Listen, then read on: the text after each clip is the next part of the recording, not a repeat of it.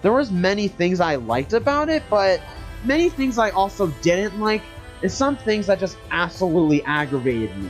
But we're gonna save that for its own video. I have a lot, and I mean a lot to say on this game. So I don't think a single like end of credits thing like this will do that justice. So for that reason, we're gonna wait on that. Wait on that. Wait on that. Wait on that. Wait on that.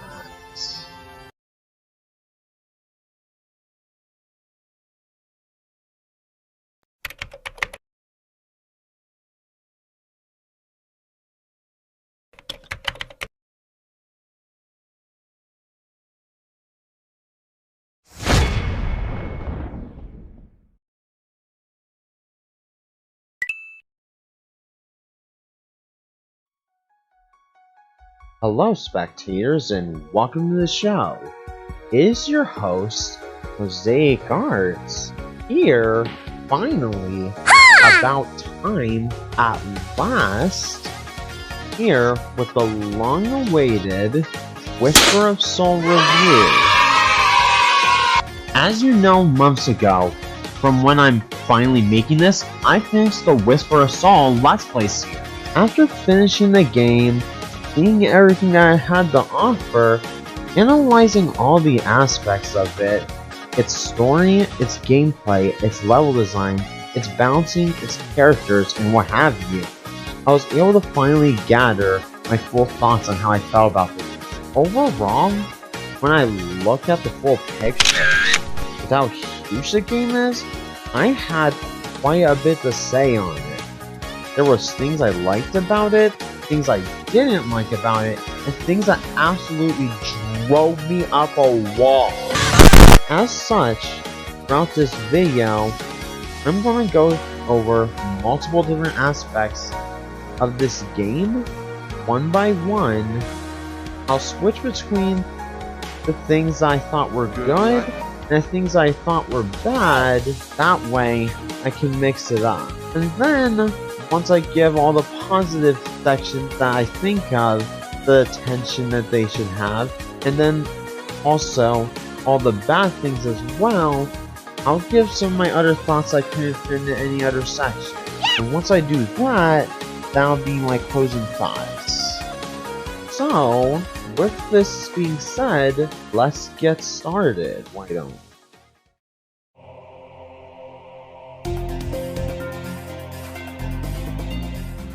So, opening things up right off the bat, when it came to how I felt in regards to this game's story, well, I liked it.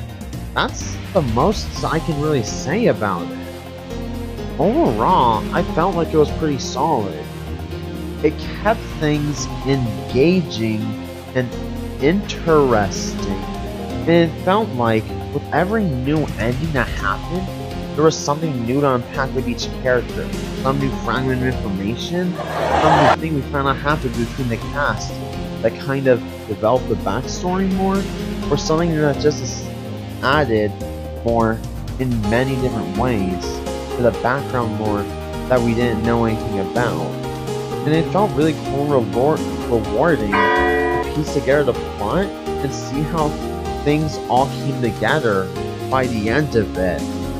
Once I was getting all the fragments of it throughout the game. Now that's just how I felt about, you know, the background information and things on the game. There's other aspects in regards to the story to talk about. In regards to how I felt about the individual endings, well, we can save that for later. I have a good bit to say on it. But, as I mentioned, even though what I had to say on the story was mostly good, it did have some flaws. At least in my opinion, there were some problems that I had. And the main one that I honestly had personally was how Tails Doll was handled, mainly in the best end. Not really the other endings, but the best end. The Orange Hedgehog, as well as the Cream Panda. But we'll get to that later. And there was also a couple of awkward moments I found in the story too. For example, after the Metal Sonic, the group meets back up with Amy after she just bashed Metal Sonic's big dumb stupid tin head in. Cream noticed that Sally wasn't with Tails Doll anymore and asked, "Wait, where's Tails Doll?" And then Sally is just like, we got separated, I think it got destroyed. It got destroyed, and then Robotnik's all like, Don't worry about that, it's just a robot. It was just a robot, and Cream's just like, hey, that's a robot! But then quickly drops it out of nowhere. Drop it!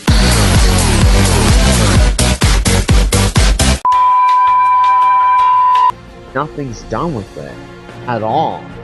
I didn't realize if something like that happened. Wouldn't somebody bring it up a little bit more? They wouldn't just say like, "Oh, just a robot," and then just immediately drop it? No, you wouldn't do that. That doesn't make any sense. It also kind of reminds me what happened in Spirits of Hell Round 1, where Tails actually did similar to Tails in Robotnik Duel ending. When, you know, Robotnik literally tells Tails that Knuckles is dead, and Tails just like, I don't believe this! And then just immediately drops it. Like, what? What the? Yeah, I don't know why he did that. No clue. No idea. So to reiterate, like I said regarding the story, I think overall it did a pretty good job, but it did have a couple problems I had with it that I can talk a bit more about later. But, speaking of later, next I want to talk about something that I have opinions on. Next up, we're going to talk about something that, well, let's just show it now.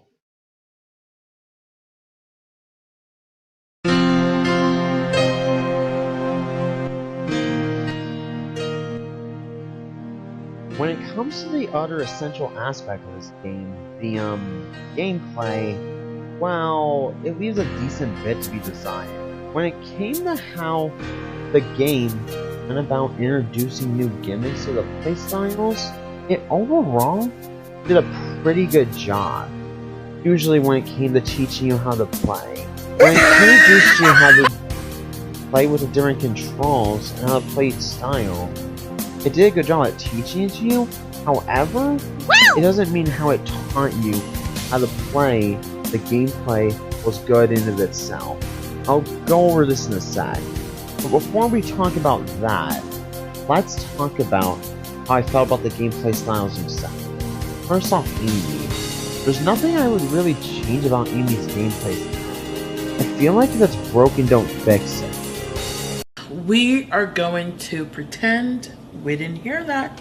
When it came to Cream's gameplay style, it definitely had some interesting ideas in it, and how it was revolved around fast-speeding movement, but again the problem comes in the execution of it, that due to the game's screen crunch, combined with the quick maneuvers it expected you to do, you usually didn't have enough time to react to what was in front of you, or know exactly what you're supposed to do. Maybe if this game had something like The camera from Sonic CD? which would pan ahead whenever you ran, or a larger screen resolution, or even both, this game would have worked decently better in this regard than it does due to it. Though admittedly, Sonic games in general do kind of struggle with balancing speed with fairly designed gameplay, though both are completely possible to do. In regards to when it comes to the titular character's gameplay, I feel like it spread itself a bit too thin, by giving Sally just a bit too many abilities, and as a result, a couple of them barely saw any use, where some of them could have been combined or just removed. For example, both the Fire and Rock ability gave you the ability to shoot a projectile that went in a straight line, and as a result, one option would have been making the fireball bigger if the intent was making the projectile and removing the rock, or just not having the rock at all. What? Were you expecting a Dwayne The Rock Johnson joke? Come on, I'm not that unoriginal. Even if the intent of this was to make having the ability to boost in the air a trade-off for having smaller projectiles, this is a flawed philosophy given the game's design. Why is this? Well, there's next to no enemies that you encounter during the game. The only enemies you really ever use as a result are Exler during the Limp City segment, and Exicon during As not only does Sally never have an encounter with Exabark in any of her endings, we never really fight any other enemies as Sally, other than Eggman, which nothing in his fight, at least from what I can tell anyway, works with the way the fire and rock abilities work, and so is flawed in that regard too. And as another example, the boosting ability also didn't really work as an ability that you needed to switch to use it, as not only was it only ever really used in spots designed around using it, but it was also something you didn't really need for the most part other than some spots here and there. And as such, this left the only really useful ability Sally had being the wind and electric abilities.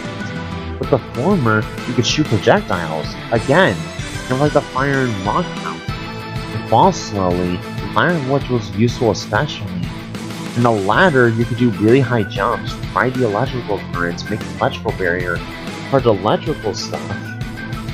I did, however, find these abilities fun to use, and if they were the only. In terms of what I personally would have done to make Sally's game what I would have done is have focused Sally's game just 3 elements instead of 5. In terms of what I would have chosen, I would have went with the fire, wind, and electric. I would have made the boosting ability a fire ability, as not only does it as a fire ability since fire spreads quick, but this is a thing too. And I honestly would have just dropped the rock ability completely, as both the fire and wind powers already allowed to use projectile. On top of this, there isn't really any strength that it has over them along with it, as I went over, it's not like you're going to be hitting enemies with this, other than 1 or 2 bosses, because of the fact that there's no enemies. When it came to Tails' gameplay style, even though I enjoyed it, I feel like it tried a bit too hard to separate itself from his gameplay style, as the only thing it really did was give him the ability to drop bombs and call it a day. And though there's nothing wrong with the gameplay style, I feel like the main issue is that I just made the styles a little bit too similar to each other. I guess one idea could have been giving Tails like his electro cannon, even though if it would have been similar to Sally having electro cannon, they probably would have functioned different enough despite that. Or another idea, maybe his tail whipping ability or something. Just a thought. Though you could argue that there are only similarities that they both apply. So yeah. In the case of Knuckles' gameplay style, there's nothing to really say since they didn't really offer the one in round 1. And I was fine with this as Knuckles' gameplay was never broken, so it didn't really need much reason to fix it. And now finally we have a Robotnik's game. Man, what did they do to you? If this doesn't make it obvious, yeah, I wasn't really a fan of Robotnik's new gameplay style. I feel like what they should have done is taken the gameplay style Robotnik had in round 1 and improved it and fixed it a bit to make it easier to play. And the main reason I really don't like this new gameplay style Robotnik is that because of how limited the control Robotnik is compared to pretty much every other character. All you can really do is fly around with him, shoot a laser, and use the occasional shield here and there. It didn't really leave a lot of options for innovation, but to a lot of his levels feels very simple, despite the fact that more could have been done with him. Every level with him was basically just this: fly around! Usually in an enclosed or a super hasty manner, making it not that fun when you have to do it all the time. Shoot this object, shoot that object, run from this guy, run from that guy, shoot that extremely agile airborne animal out of the air, run from this other guy. Dodge this thing slow and steady. After all, that wins the race. Do you see the issue? The main problem is that Robotnik's gameplay was really redundant. The thing that sucks is that it clearly didn't need to be this way, as for one thing, this is Robotnik we're talking. Think about all the many different contraptions they're using to try to keep on games friends all the time. There's so many things that they could have done with it. But even in the game itself, there's multiple different things that happen where they could have used this to be. For example, the crazy thing is Robotnik's jetpack actually gets destroyed. And this could have been something, but no, they have this on the spotlight again. And the best ending, instead have Robotnik use bombs in a strategic way, would prove also that just because he was airborne, it doesn't mean you have to have the same ball at the time. Like the projectiles, like I just mentioned, could have been switched around too. They could have made Robotnik's laser gun chargeable. They could have given him extra tools on more levels. There could have been some levels something to do with his gameplay. He could have had more levels. The options are probably the broadest out of every character in the lot. But in the end, it ended up being the most cookie-cutter and basic out of all of them. Which is unfortunate. But it happened. In regards to how I felt about X's style, the way his segment is designed is awesome. His gameplay, because it's such a small segment where he only plays him with one enemy and nowhere else, but I do like what we got with him. In regards to the level design, I don't know if I would really say it was much better. There was really challenging obstacles in a lot of spots, which isn't bad on its own, but with a lot of them, mainly creepy. Not really much so the others. They were just a little bit overbearing in general, in multiple ways. And another problem they also had is just that a lot of them just felt really bare. Most of them were mainly just platforms, with nothing else really going on in between. Like, when I try to think of an example of a level that comes to mind that had enemies in it, I'm pretty sure almost no level did, other than Sally's Freedom Assault, if you would even count that.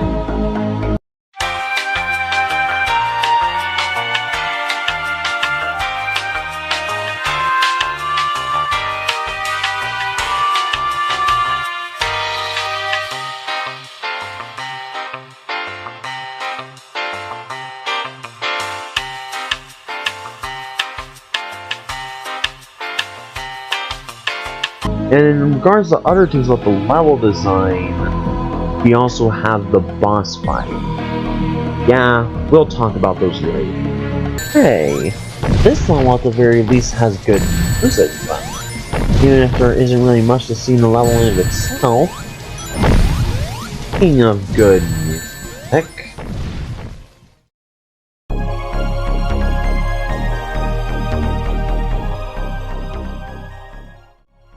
when it came to the musical choices of this game, just about every single musical choice that was made fit with the environments or respective situations.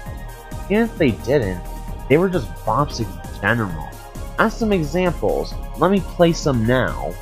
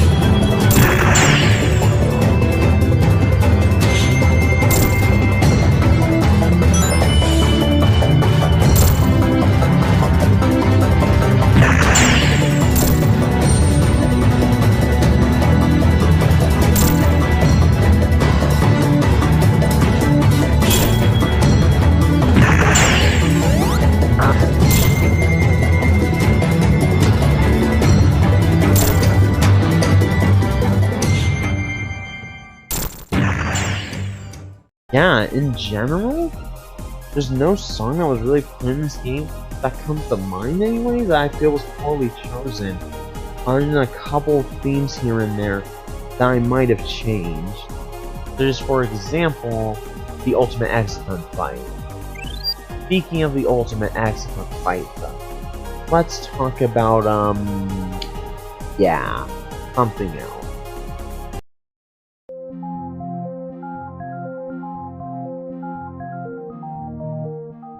So, do you guys really want to know why the difficulty is so bad? Well, do you? Do you? Well, short answer...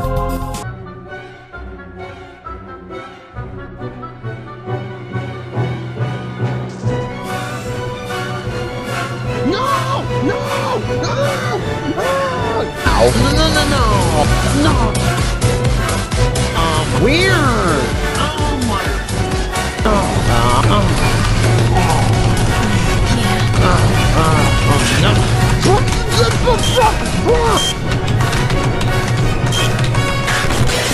Spin dash!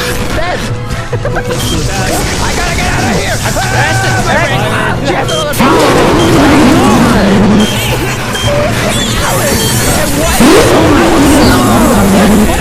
Wait a minute, I can just fart on her.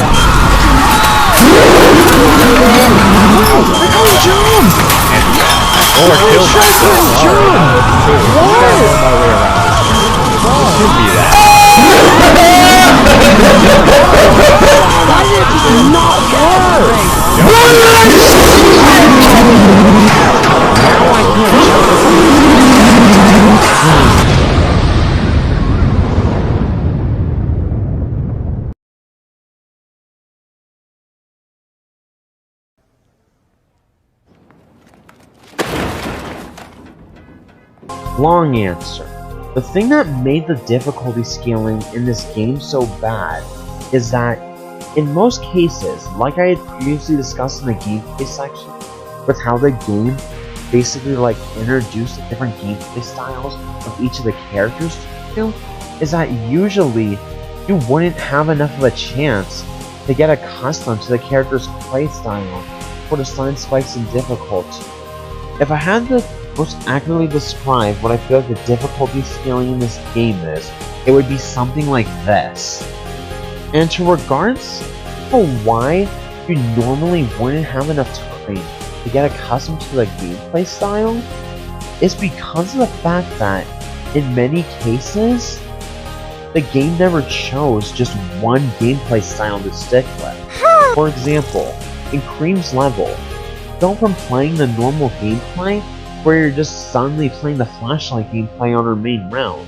The same happens with Amy's main round. You go from playing her normal gameplay to suddenly playing a ship flying segment on her solo. What does that have to do with Amy's gameplay? It doesn't really have anything to do with it. Literally nothing at all. As another example, the Sally and Cream duo survival. You go from a normal gameplay Sally to suddenly going to the super slow moving train segment. As to why this is such a problem, it's because generally you introduce a player a new gameplay style. You start with something safe and easy to get them used to the style, and then introduce new challenges with gradually rising difficulty. So in that way, to get used to the style of the gameplay, so it prevents difficulty spikes, unfairly large challenge, and in turn a lot less player rate. I would say this is one of the reasons why generally, when games are made, it's common for them to have a focus on their gameplay style. As some examples, let me go over a few. The classic Sonic games, the gameplay style and the philosophy of their gameplay seem to be built around momentum, I would say. Basically, going fast, keeping momentum, going quick, and things like that. You do things like this in the game that innovate on it, like rolling down hills, bouncing off the springs, finding power-ups that speed you up, and in many ways the gameplay is revolved around beating levels as quick as you can, or slowing down to explore them, if that's what you're trying to do instead. In the case of Super Metroid, the gameplay is mainly revolved around, well, exploration and using the tools that the game gives you to overcome the obstacles it throws at you. It's pretty common, in fact, that the game makes it where for you to progress, you have to look around for certain items to continue on in the game. In other words, the focus is on the exploration and shooting the kind of things with your energy or arm cannon or whatever cannon. You know, whatever you feel like calling it. No idea what you would call it. Punch Out. Pretty simple. It's revolved around punching out the other boxes with your fancy punches and dodging punches and stuff, and that's pretty much what you do the entire game. While Mario 2, its gameplay focuses all around jumping and throwing things. Basically, busting like a boss or something, whatever that one person, I don't know. Who knows? No idea. And in regards to the reason that each of these games commonly have a one core foundation they build upon throughout the entirety of their game, is that not only is it a lot easier for you to build off of one main form of gameplay, and does it also draw out your creativity since you're trying to pick up one central gameplay philosophy to work with, but commonly when people play a game, they're looking for something specific to play, whether it's platforming, a first-person shooter, a simulator game, or of course, horror.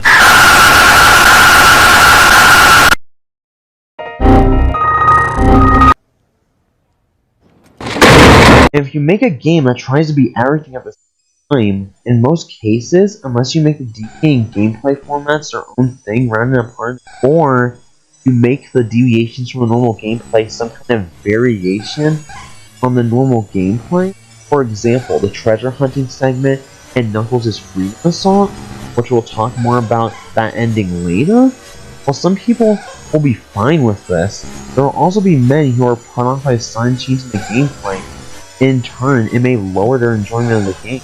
As such, the reason it's better to pick one core foundation to base your game around is that if you're specifically trying to deliver to a specific audience, you have a better chance of getting what they're looking for. And again, pleasing multiple audiences isn't impossible, but it's easier to do when you have a gameplay that you're focusing. And as I pointed out, with the sudden switches in gameplay, like as already stated, Cream going from her normal gameplay to the flashlight segment, Amy going from her normal gameplay to the flying spaceships, or her flying segment, this is exactly what the game doesn't do. It only briefly introduces the main gameplay styles to each character before either throwing them right into the deep end, or just not having a focus on what it's trying to achieve. 1 second you're collecting colorful crowns in a bright, colorful amusement park, and another you're suddenly dragging your deactivated robot friend across the ground, trying to hide from a sadistic blue ghost and some blue hedgehog porcupine wolf thing. I don't know what to call it. No idea. Which overall makes for an experience in which the end goal was trying to achieve feeling unclear. Speaking of endings though,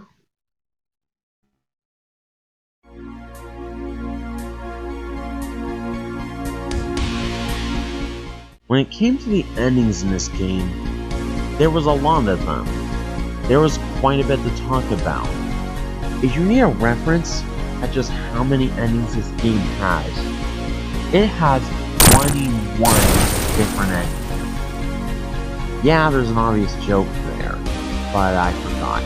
Oh, and I just remembered, there was 2 secret endings too. Can't forget there's secret endings now. But the way I'll be talking about each ending is, I'll be ranking them, what I feel like was the worst one, what was the best one, and I'll go over the story, gameplay, and difficulty scaling of each of them, and then say what I really thought about each of them. Based on the way I'll be handling this section, I'm going to rank each of the endings worst to best, and after I reveal the ranking of each one, I'll talk about its story a bit, I'll talk about its gameplay a bit, and I'll talk about its difficulty scaling a bit, and that's the reason why I play where I did. You got it? Let's begin. At 21st place, we have the Cream Sally Duo Survival. Not only was the ending copy and pasted the Cream solo ending, but in many ways, the ending itself was just really underwhelming. But the only interesting thing when the choice of Sally.EXE for lore details, which most endings give anyway, the gameplay was extremely tedious, and on top of this, one of the characters was killed super early on in the events of it anyway. So to be honest, that didn't bother me that much. I know a number of people didn't like it. At number 20, we have the Cream and Robotnik duel. While this ending is still pretty weak of an ending overall, when I compare it to the Cream Sally duel, it's more unique gameplay-wise. Doesn't exactly mean it's good though. It was easier to get a joke out of how abrupt the ending was, and the death fake is a bit more interesting to allow than the broken down train. Plus, like we just said, one of the two characters for early on. At number 19, we have the Amy Tails duel win. There's only 2 words I have for this ending. Take it away, be fast. There's really not much else to say on it though, especially given there was just no gameplay to really discuss in it. At number 18, we have the Sally solo. Honestly, nothing super eventful happened in the story of it. There was some things where Sally was looking for everybody else, they try to kill Sally, Sally's like, I gotta climb the tower and do something or whatever. Exe can be all like, hee, I'm gonna kill you. And then Sally kicks Execon's A, she gets to the top, about to grab the emerald, Exe was all like, my emerald, Alice like, my emerald, yeah, nothing of that. In regards to difficulty scaling, it was okay, but the Execon fight could have definitely been designed better. Execon also was honestly just a bit too hard when it came to the difficulty. At number 17, we have the Amy solo. Like the Sally solo, nothing really super eventful. Dream City was just kind of there. The Exabark and Execon fight was really badly designed, and for that reason, the ending just goes from being doable to just unreasonably difficult. At number 16, we have the Amy Sally duel. The dynamic of the ending made sense given the two's past, but not too much notable happened, though it was a little sad. The gameplay was pretty funny I suppose, the color blocks were interesting, but the Amy way was really poorly designed, and both ways overall were just a bit too difficult. At number 15, we have the Amy Queen duo survival. In general, it was a pretty weak ending. Not much happened in it. The gameplay was just kinda there. Prison Tower was an interesting concept. The Cream way was way too easy. And I feel the difficulty in designing was scaled pretty fine. At number 14, we have the Secret Worst ending. The most I can say about it is that it's just a really dark ending that had some interesting ideas, but not really much else to offer because it was only a cutscene and nothing else really. At number 13, we have the Cream Tails duel. Not much happened, but it was really dark at the end. But the difficulty? Yeah, no. Way too difficult. Way too difficult as it's already been. At number 12, we have the Sally Tails duel ending. Again, not much story. On Tails' end, it was kinda tough. Sally was easier, still vague and unclear. It was kinda difficult on one end, really easy on one end of it. Both had pretty easily exploitable patterns. Coming in at number 11, we have the Tails solo. It was kinda dark, but not much notable. It was kinda there in regards to like its gameplay, and the difficulty was pretty fine, and not much really happened. Cream Knuckles duel was there until it wasn't. That bit at the end was really interesting, and I hope we see more of this EXE round 3, or the DLC one. They look really interesting, so I think that'll be cool.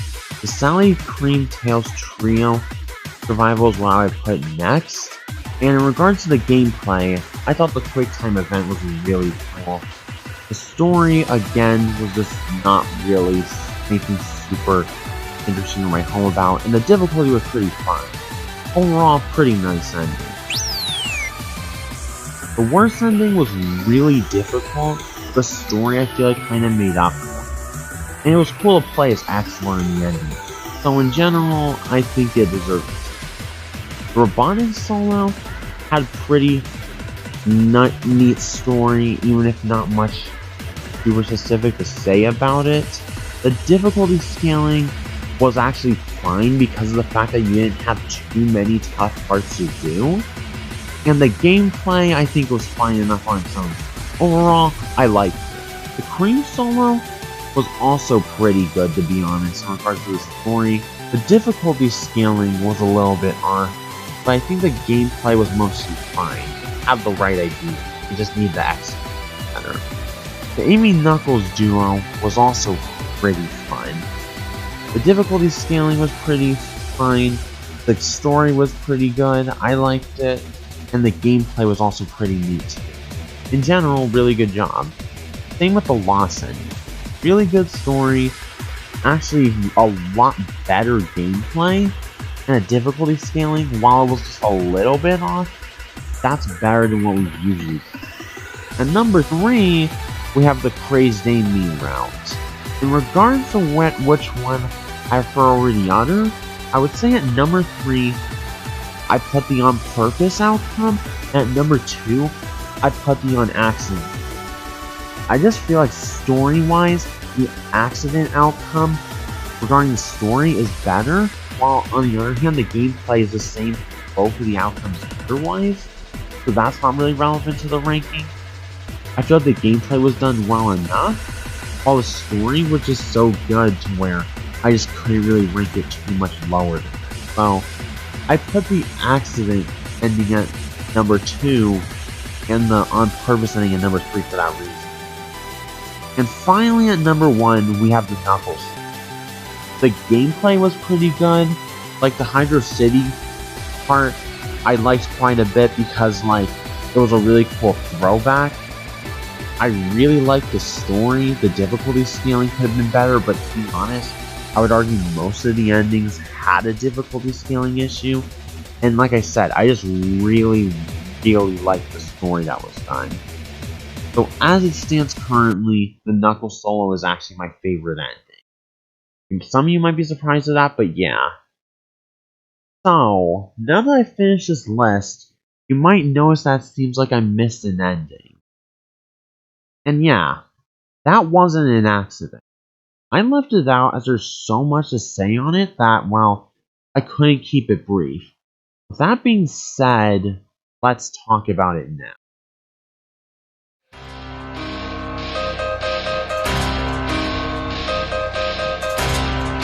When it came to the best ending, and discussing the best ending, I felt, given the scope that this ending has specifically, it's only appropriate that we discuss the best ending within its own section, since, well, we have a lot to say on it. First off, starting with the story goes something like this. We should leave off right after Cream finds out that Exicon literally oofed Cheese, big time, literally told him to go oof, you know how you are, you know the whole bit. And so we leave off right where X-Spark is chasing after Cream and Tails Doll. Suddenly Amy comes in all like, to the rescue! And here to expose a, I don't know, Exabark. Anyway, you go through all the quick time, and Amy succeeds in basically rescuing Cream. And then Sally shows up. Then after Amy, Cream, and then later on Sally and Tails Doll all meet with each other. They talk for a bit, and in general, I would say it was. And then, when Cream tells everybody that X-Lords will be attacking the city in about 3 hours, apparently an entire hour ago. Dang, time flies when you're in a panic, doesn't it? Am I right, or am I right? Tell me I'm right. Right? And so, they make their way to the sewer. Sally kicks down the door like a badass. And then, when they're in the sewer, Sally's like, wait a minute. I think there's a Chaos Emerald down here. Or no, not Sally, Tails Doll realizes. And so they go down to where they think the emerald is, only to find who they believe is the Orange Hedgehog, only for him to just suddenly die. Exler comes in and takes the emerald, and then he also is all like, ha ha ha, I'm here to take Tails Doll's emerald too. And so he leaves, and then they're just like, frick, Tails Doll doesn't have the emerald now. But they don't have time to think about that, as it's time to go to the Freedom City because of what's about to happen. Main tower, boom, out of nowhere, and then Tails, Knuckles, and Robotnik, or Pingus, or whatever we want to call him, they talk for a bit. They realize, oh my gosh, there's about to be a war. Allie meets with Alice. They talk for a bit. Alice hints at some things about just let them have the Master Emerald and people won't have to die.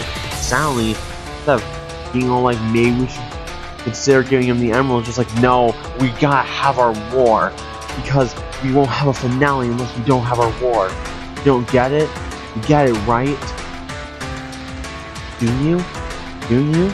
Bruh. And then so, they talk a bunch about how the war is imminent, a bunch of arguing happens, a bunch of players, and then a bunch of stupid happens, etc, etc. And so, we then get to the war scenes and what this big, dramatic cinematic happens. But then the group gets separated because Excellent was blowing everybody to flip off with this Super Saiyan black quills and things like that. Yep, that is exactly what he's doing. And so, it's time for the freedom of assault team. And so, throughout this, Sally defends the generators, Knuckles looks for the pieces of Sapphire shards, Robotnik runs away like an absolute Tails has to stop the fireball from burning all of them alive. Oh no! Amy fights a foe that isn't even there.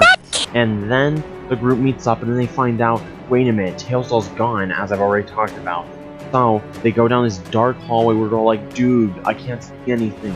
It's so dark in here.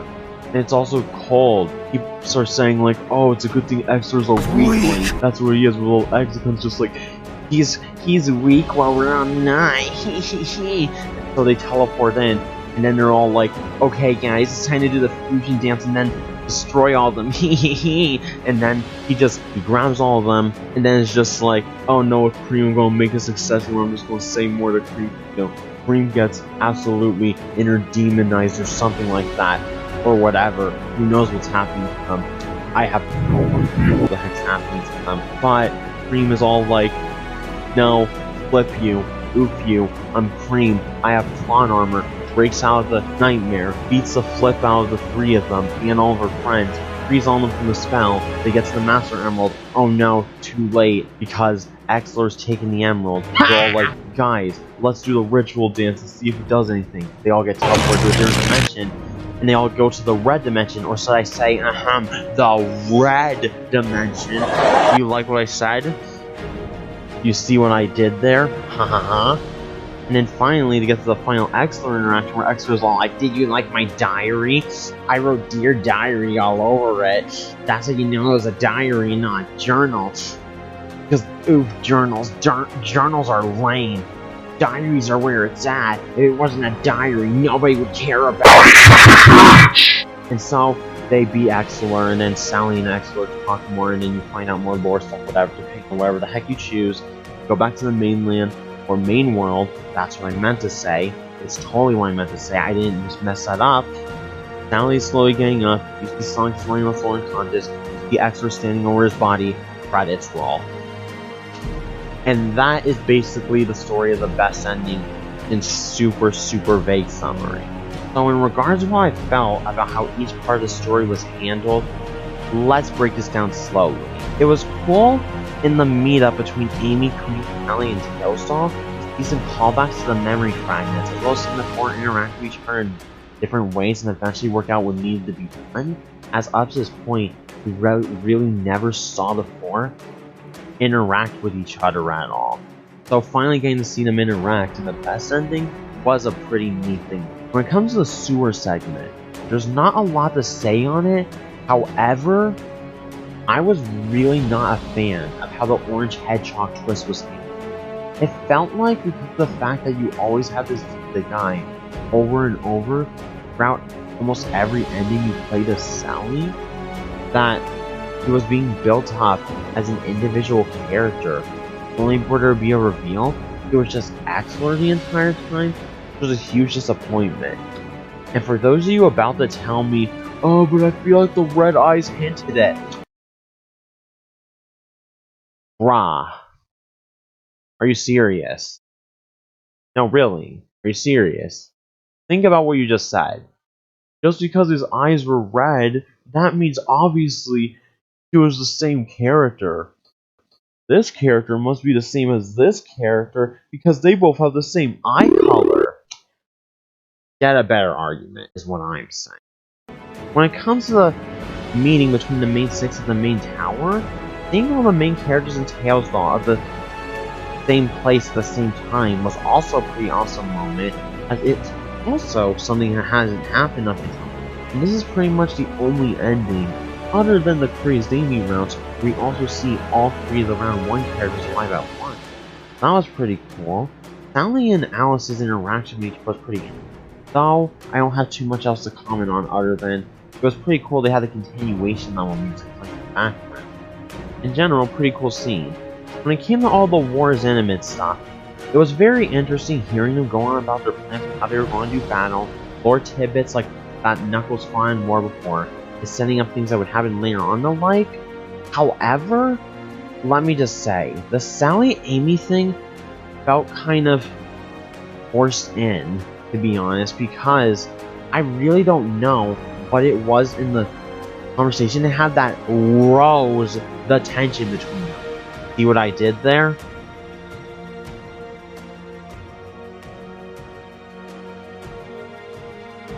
Okay, yeah, I know. That wasn't that fun. Anybody could have made that joke fun. And as well as hearing other interesting story bits, like Cream's talk with Tails Doll about her father, along with things that possibly suggest Lara and Phil might have been in the war, especially given, you know, what Exler said in that one ending. But who knows? The war scene was pretty cool because it was a cinematic that set up the gameplay to come. Though I don't have too much else to comment on in it other than that. Most of the things we saw take place in it was typical war stuff that you would normally expect, but it has some interesting highlights. Like in Sally's case, the game war scene was pretty elaborate and a pretty neat surprise to discover, because I didn't think there was going to be a scene as elaborate as it was. Though, I don't have too many other things to comment on. The giant fireball of doom was also a pretty fun element, not much to say there. Things got pretty interesting with Robonic and Amy after they got separated, so we were seeing X-Spy return, as well as seeing stuff going on with Amy, though in Tails' case, we didn't really have much to comment. When the Metal Song fight started, it was cool to see the illusion thing happen, but in regards to what was going on in the story, the whole thing where Amy and Sally were apparently characters who weren't really talking, it was something that the story really didn't communicate well, and I was pretty confused on like why characters would act play one way and then just suddenly change how they acted. Most namely, Robonic being all like, go against, you know, us staying here, and then suddenly saying, I agree with that. In which it was just super unclear what the reason was, and it wasn't until Dan Hart gave us an outside answer outside the video that we got a real answer to it. Wait a minute. I could have sworn this is what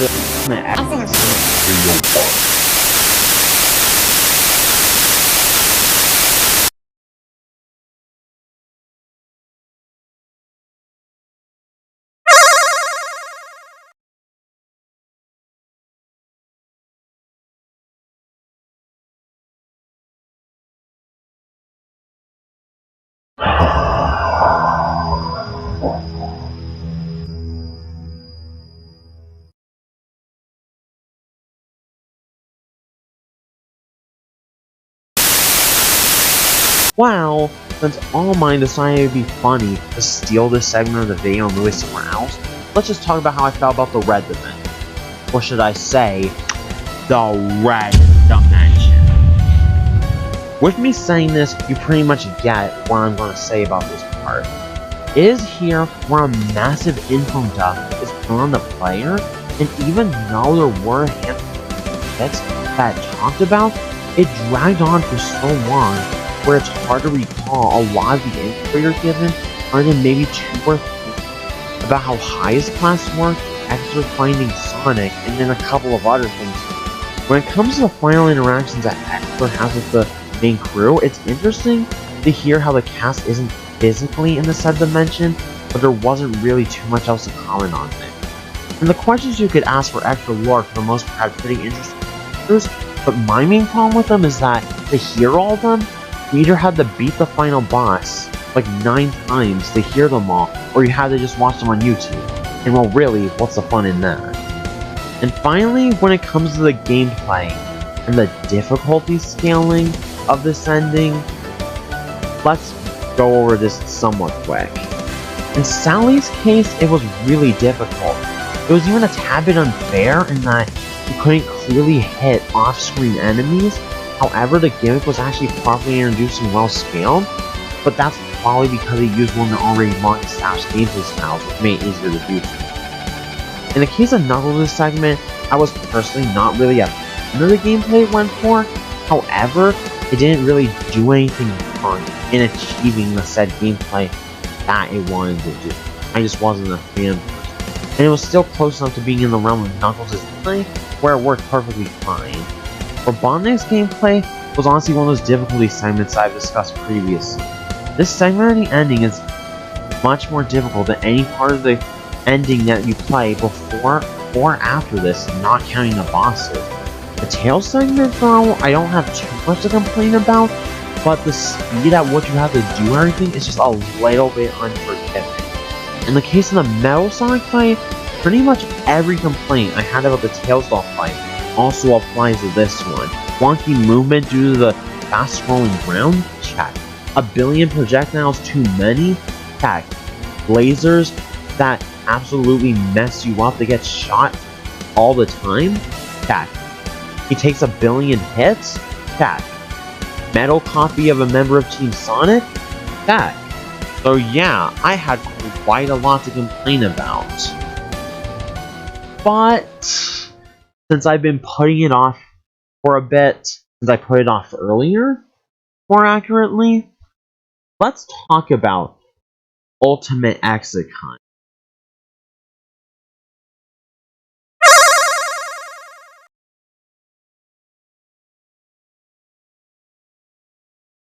Oh boy, Ultimate.exe.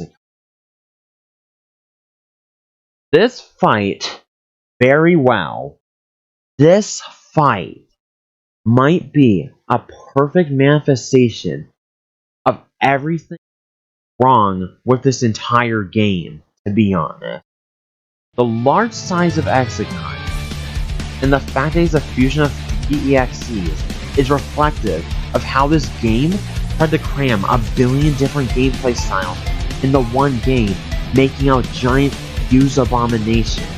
No offense to Danaher, but that's why I kind of feel like the game ended up being in a lot of ways, by not having a concise focus and trying to be everything and ending up being nothing. Also, the large size kind of fitting with just how many endings it has, though that's not really a complaint in my opinion. It's just that it had a lot of endings. The boss itself's difficulty and tediously long segments, in turn, were also reflective of how there was a lot of tedious and long difficult segments during the game, and the fact that this game just overall had too large of a slant of difficulty.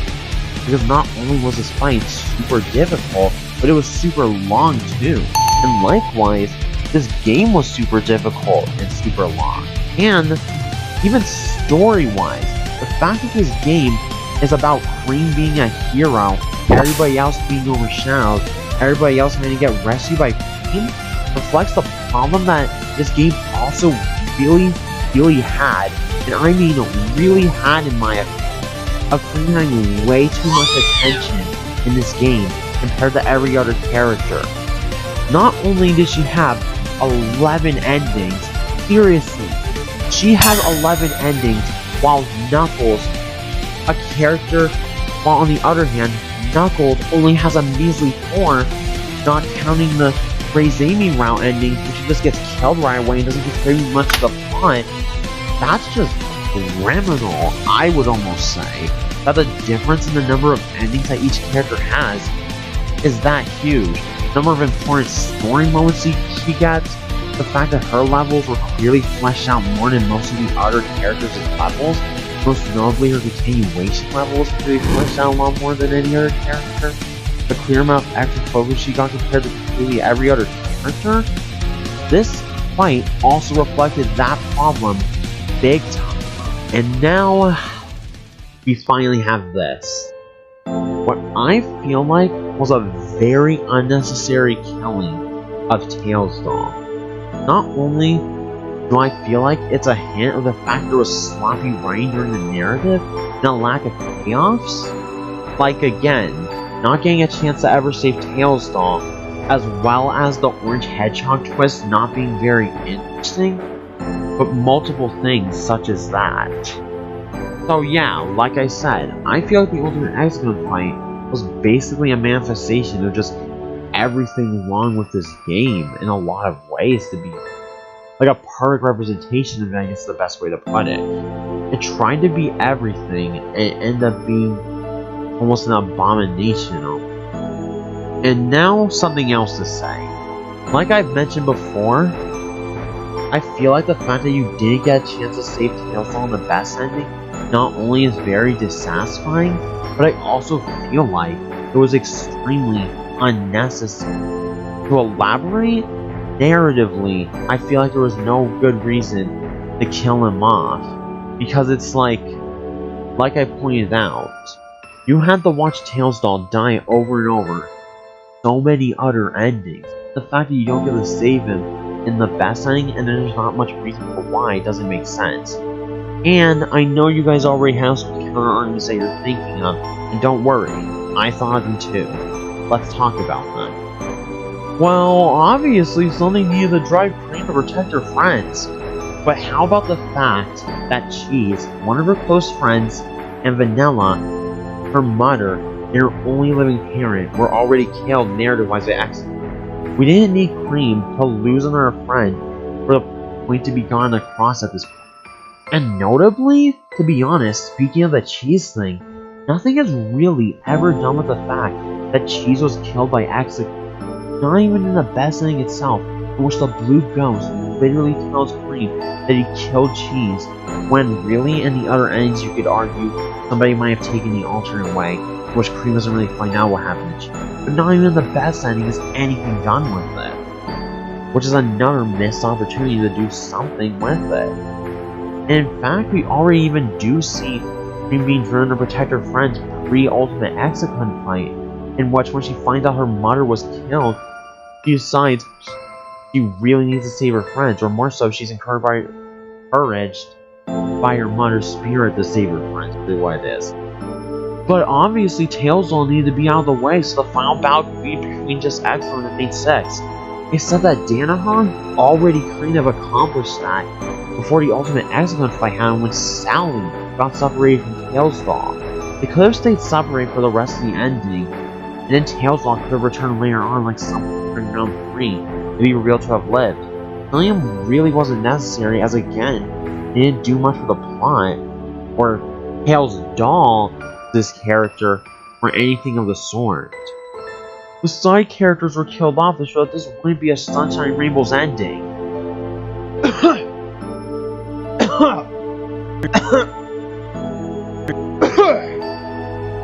He died in Cream's place when Exegon tried to take her down with him in his self-destruction. In my opinion, the whole thing with Exegon self-destructing feels like it kind of came out of nowhere and almost felt like an asshole. To be honest, it almost felt like more so that it was included to force this sacrificial moment for Tails doll, as no implication was ever made in any of the other 20 endings that this game had that Execon was capable of doing this. Maybe Xby or Exabark had the ability to self-destruct, just like with Execon though. We've never been shown, mentioned, or even implied either of these two can do this before this point. I stand by the opinion that this felt like an April, of course Tails doll just to sacrifice itself just for Cream's sake. Not even any throwaway line about, like, from Exler, like about, oh, if the going gets tough with those guys, you know what to do. Like, not even anything like that. It just comes out of nowhere. It just happens. It's really silly. But, how about Exler's Curse? The thing about Exler's Curse is that it's something we usually only see if somebody in the main group is dead, not when everyone is alive. And along with this, we don't even know much about what the curse does. All we know is that it's just a curse that does things. Though you could argue it was strange because of the Master Emerald, again, we still don't really get any details on what the curse even is. We're just told that it's a curse that does negative stuff and nothing else. It's just too broad to where it's like it doesn't really answer anything. And even then, Tails doll didn't even seem hostile towards Cream at all, despite the fact that it was cursed. So I don't think it would have mattered either way if he was or wasn't. Wouldn't he have a grudge against Sally since he got separated from him? Personally, I really don't think Sally got separated from Tails on purpose. And I'm pretty sure he would be somewhat understanding of this, as in the case of Cream Tails on the other endings to save herself, but not because you're in the middle of a war where it'd be hard for Sally to even have his back. So with all that said, I still stand by what I've said before. Tails doll did not need to die for the sake of the narrative, as it didn't add anything that was already achieved or could have been achieved with prior death or circumstance. And it felt pretty dissatisfying after 20 endings of having to watch the poor robot die over and over and over and over again. You don't even get a chance to save him, even in the best ending.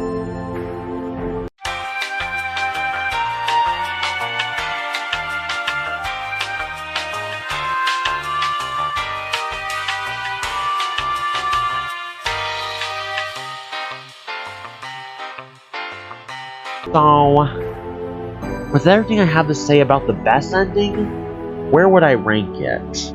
Well, honestly, despite my problems I have with it, compared to every other ending in the game, I feel like it did such a good job to where I would put it in 3rd place. Like, I don't think it was quite as favorable in my opinion as either Kree's Leaving Route or the Knuckles solo was, but I still think it did good enough of a job. Like, it had enough good moments in it to where, well, it was able to hold up pretty well as an ending in general for that reason. But now we have one more thing to discuss that I'm segueing into it like this because, well, I didn't really have anywhere else to fit into the video. With that being said, let's get to it.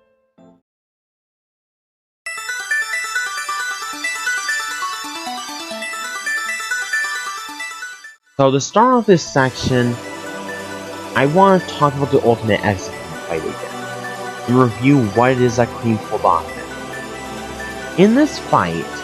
Cream basically managed to be a hybrid of Execon, X-Bar, and X-Vine, as well as all 5 of her hypnotized friends, all by herself. No extra help from anybody, no extra handicap, or just emerald power, nothing. Just pure willpower and determination. Now, I don't know if I'm in the minority of people who feel like this, but my point is basically that I don't feel like this fight and the idea that it would play out how it did is believable. First off, what feats has Cream pulled off herself in Whisper of Soul? Let's see. Starting with her solo endings, we literally just saw her run away from her friends in her EXEFI mutter like an absolute coward for most of the ending, and like, he basically just ran away the entire ending and didn't even like do anything else notable, and then just got to the Master Room only for Exeler to get there first and stop her anything. In her alternate solo, we saw her fight with Tails doll, but only in a way where she held him off. She didn't really defeat him straight up, so not much to really note there either. In her duel with Amy, again, we didn't see her accomplishment. In her duel with Sally, again, she just hid like a coward the entire ending. There was the one moment of her pulling the Uno reverse card moment on Amy, but nothing else really. So again, not really much to really know. The Cream Tails duel ending, again, you see her run away the entire ending. The Cream Knuckles duel ending. We see her hide behind Knuckles the entire ending, and the moment Xer shows up, she tries to run away again. In the Cream Eggman duel ending, she hides behind Robotnik the entire ending. Once again, doesn't do anything for the entire ending. In the Crazy Amy rounds, I guess she beat Crazy Amy, which I guess is something. But then suddenly, no, best ending. She just suddenly out of nowhere beats a hybrid of X-Pen, Exabark, XB, and X-By, and all 5 of her hypnotized friends all by herself with no extra handicap or agency through sheer willpower and determination. But then, let's talk about how strong X's servants have been. Exicon, we've seen kill various members of the main 6 on multiple occasions. He's able to shoot lasers out of his hands, he's able to shapeshift, he's able to apparently do hypnosis, or one of the other 2 are able to, who can really say, and just a bunch of other really powerful things like that. In the case of Exabark, Exabark is blind but really quick.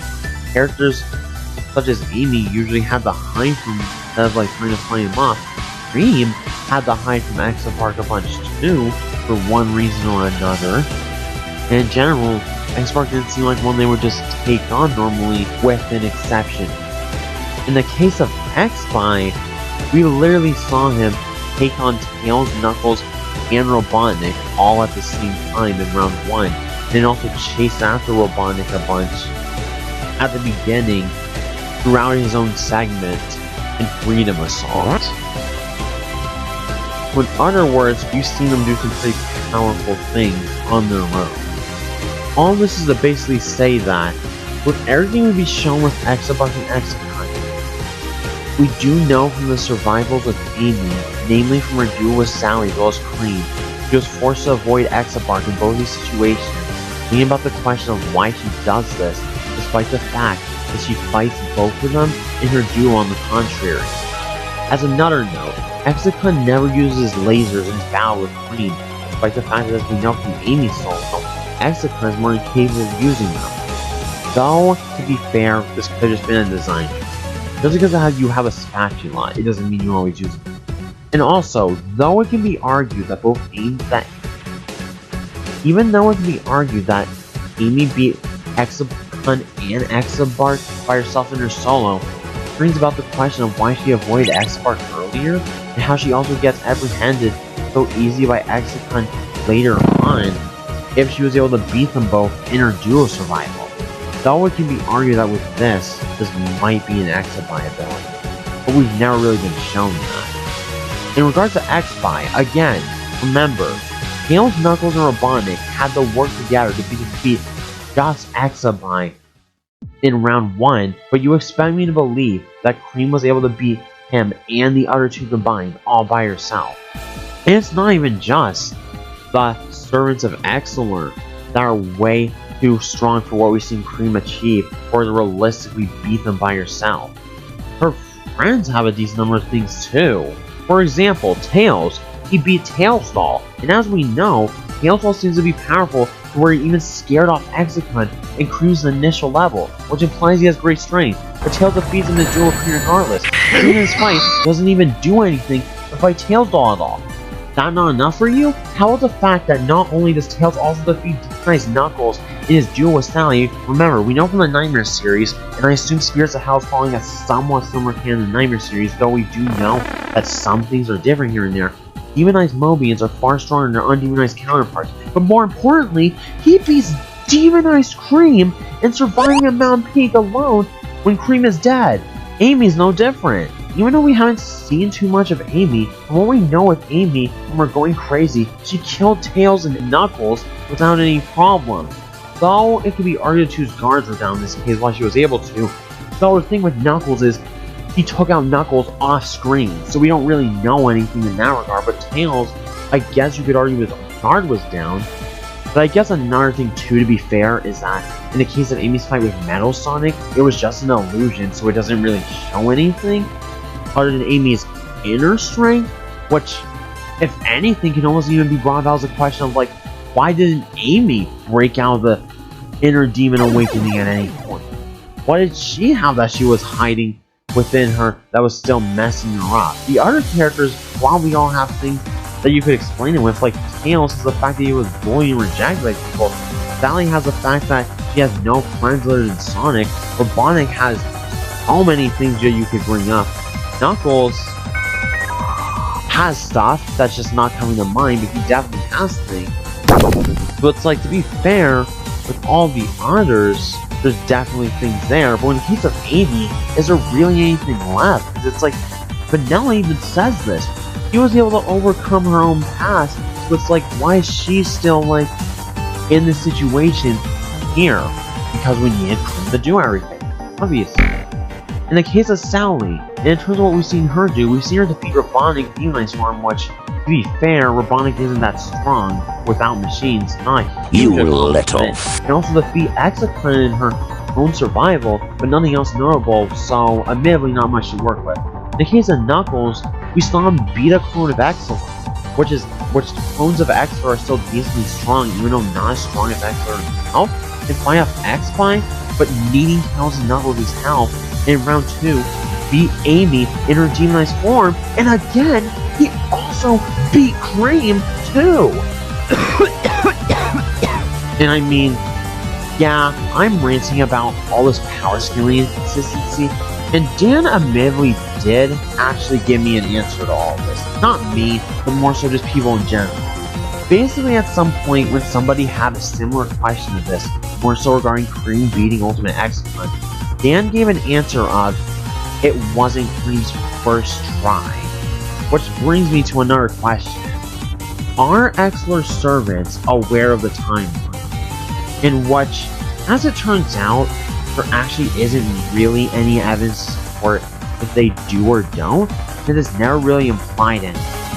And admittedly, if Cream was retaining fragments of memory and the servants weren't, the explanation that Cream eventually won holds a lot more water. What it, however, doesn't explain is a whole new slew of issues it now opens up. As we know from all of the different endings throughout the games, as the characters say over and over and over and over and over and over again, both the main six and Exler and Alice all retain memories from past timelines. And you might wonder what the problem with this is.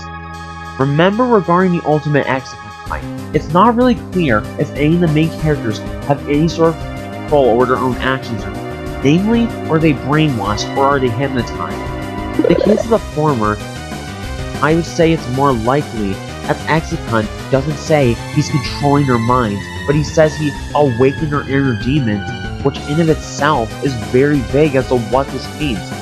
What do their inner demons do? It's never explained at all. And the problems this creates too are with the mountain peak fights. Given the whole thing of characters retaining memories from the past timelines, and how we know demonized versions of Mobius are pretty much always stronger than their normal counterparts, and they're clearly trying to kill their living counterparts, this brings about a question. How do Tails, Knuckles, and Robotnik manage to win these fights? This would entail they're fighting on somewhat equal footing with them, given that they retain memories too, and how, then, would they win against them? And this also opens up a bunch of other holes. When you factor in things like this, how did Tails beat Tails though? When Cream wasn't able to do that. Yet she can beat Tails all by herself, even when she runs away in the duo survival, as we see her do in her alternate solo. One can argue that's because Tails told her to, which I guess is fair enough, but if Cream is as strong as Tails is, as this would imply, how about things like the Crazy Amy route, where we also see Cream beat Amy, yet Tails and Knuckles couldn't, while also avoiding the two assaults? In the case of Cream, she didn't actually beat Tails on top of that, but she just caused him to shut down, which can actually be used to argue that Cream is actually weaker than Tails, which if that's so, and both her and Tails are retaining memories in the best ending, how did she beat Tails? Also, how about the fact that Execon, in the case of the initial level, led Tails off, which showed up in Cream's initial level, and then the question of, like, why did he do that? If it's wrong to say, it's because he had the Chaos Emerald, if so, how did Execon know that Tails will have the Chaos Emerald, and then why didn't he try to take it? Ah, my head hurts! Now, in terms of what I personally feel like is the answer to all this,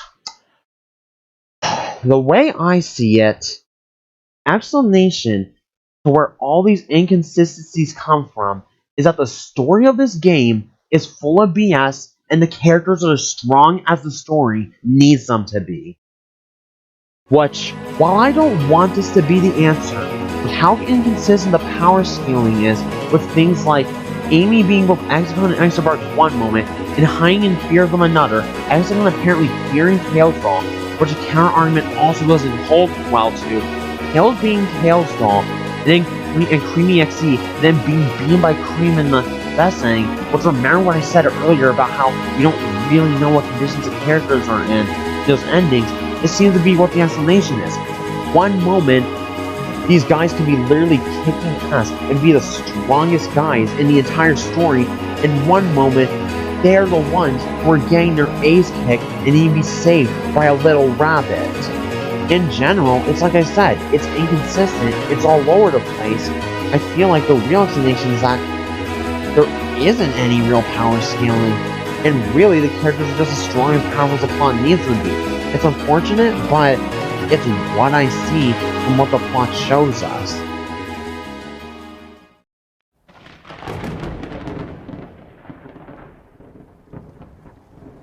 So, with everything that I've said on this game, what are my final thoughts? In this video, we talked about the story, we talked about the gameplay and the design, we talked about the music, we talked about the difficulty scaling, we talked about the endings themselves, as well as some other things. And to be honest, because of the fact I felt differently about each of them, the way we're going to do things is, we're going to give each section of the game its own score, and then we're going to rate how we felt about the game overall. Starting with the story, it kept things very engaging, interesting, and mysterious, and it felt like as you were going through the game, with not just the different stuff going on in the present, but also all the memory fragments that added onto the background of the story as well, that you were acquiring another piece of the bigger puzzle. However, it has some writing decisions that dragged it down a bit, such as the orange hedgehog thing and the way Tails Doll was handled, like I mentioned before. Overall, nice job with a few problems, 7.5 out of 10. In the case of the gameplay and the design, it's such a mixed bag, to where, while it isn't the worst execution in the world, I would be lying if I didn't say it's not even close to the best in different areas. I give the gameplay design a 5 out of 10. The music? Pretty much every musical choice made sense, and are ones I wouldn't switch out for any other song and fit what's currently happening. My only real gripe is that there could have been just a little bit more variety in the songs, and maybe change the ultimate exit song design. Just a maybe on that. Overall, I give the music a 9 out of 10. The difficulty scaling, or more so, the non-existence of it. It felt like that in many cases, despite this game's difficulty being lower than round 1's, at least this was what Danhall's intention was. It was still very unforgiving regardless, and it spread itself so thin on the gameplay styles to where the player never really got a chance to adopt to any of them, while simultaneously throwing really hard challenges at them for these new styles, such as the Execon fights and the Amy and Sally solos, and many parts of the game felt like they were made difficult just for the sake of being difficult. Such as you! It however did a good job on introducing gimmicks in a safe environment. That's honestly a given for game design. Overall, I give it a 3 out of 10. So in terms of what I overall give the game in its rating, here's what I feel like. The game kept its story reasonably engaging and had a bunch of killer tracks, no pun intended, to listen to as you play. However, in its more important aspects, its gameplay and difficulty scaling, there's so many places to where it does a poor job, to where it leaves a pretty mixed, average experience overall. So overall, this game's overall rating, I have to give the game a 5.5 out of 10. A bit above average, but it left so much to be desired to where I honestly just can't give it that much credit. Quality over quantity after all. It's funny how your initial impression in entertaining me can go from going into this game, I really wanted to give it a 10 out of 10. So wow, what it is now after seeing the entire experience for what it is. So now, with this video up, with how I've constantly been saying, over an entire year later now, I am now finally putting Whisper of Soul to rest. I've done a 25 session long Let's Play on it. I've done a bonus video. And now, as I'm predicting, an almost hour-long review on the entire game. It's not an hour-long review. So, it's been a fun series. All of it's been fun. All 25 parts have been nice. The bonus video was nice. And it was neat writing this review video. But I think it's about time that we moved on after all of this. I'm glad that you are here for our series. But it is now time to put it to rest. So that is what will be happening with this video's release. Now, with that being said, MosaicArts is leaving the building. Be sure to check out what's currently going on over on my Game Jolt. I'm working on the shape-shifting horror, which seeks to be a non-exe, non-creepypasta Sonic horror game. It is simply what I have stated to be, a Sonic horror game with a demo out now that you can go play and check out if you are interested. Be sure you also check out my other socials, such as my Discord server for the shapeshifting horror itself, my Game Jolt, and stuff like that. And be sure to like, comment, subscribe for more, and to share this video with a friend and hit that notification bell so that you stay notified on when I upload new videos to this channel. And until next time, spectators, I will see you the next show and our next adventure.